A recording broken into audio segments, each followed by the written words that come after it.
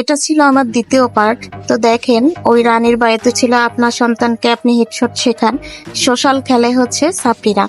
তো ও আমাকে গ্রুপে ডেকে এনে ওই ইমোজি মারতেছিল, দেন আমি ইমোট মারতেছিলাম। দেন হচ্ছে ও এসেই আমাকে কাস্টমের কথা বলতেছে, যে মানে বলতে গেলে একতরফা আমাকে কাস্টম চ্যালেঞ্জই দিছে। ও ওভার কনফিডেন্স যে ও আমার সাথে জিতে যাবে। তো আমিও বললাম ওকে লেটস গো। তো কাস্টমটা বানাই ফেললাম, তো কাস্টমটা স্টার্টও দিয়ে ফেললাম। তো দেখেন আপনারা কাস্টমটা ভালো কে খেলছে। তো সত্যি কথা বলতে কি, কাস্টমটা ও অনেক ভালো খেলছে, বলতে গেলে আমিও অনেক ভালো খেলছি। তো ভালো খেলার মানে কি এটা যে মেরে ইমোট মারতে হবে?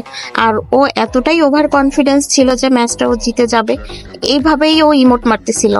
মানে ম্যাচ জিতেই ও ইমোট মারতেছিল। ওই দেখেন ও দাঁড়ায় ইমোট মারতেছিল, ওর ধারণা ছিল ও আমার সাথে জিতে যাবে, বাট তারপরে ও আমার কাছে মারা খায়। আহারে বেচারি, ওর মনের মানে ওর মনে কি চলতেছে আমার জানার খুব আগ্রহ। ও সিএসএ 4 বার মারা খাওয়ার পরে ও আমাকে দেখেন কাস্টমের মধ্যে ইমোট মারতেছিল, দেখছেন? তো আসলে এটা কোনো ব্যাপার না। কিছু কিছু ছাত্রী আছে যারা সিএসএ মারা খাওয়ার পরে অ্যাড দেয়, অ্যাড দিয়ে গ্রুপে ডেকে আবার কাস্টম চ্যালেঞ্জ দেয়, দিয়ে সেই কাস্টমে হারে। তাদের লজ্জাও লাগে না যে ভাই আমি যে ইমোট মারতেছি, ম্যাচটা তো আমি হেরেও যাইতে পারি।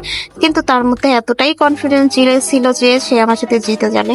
তো যাই হোক, শেষ পর্যন্ত সে আমার কাছে হেরেই যায়। তো আমি এখানে এসে লল মারতেছিলাম।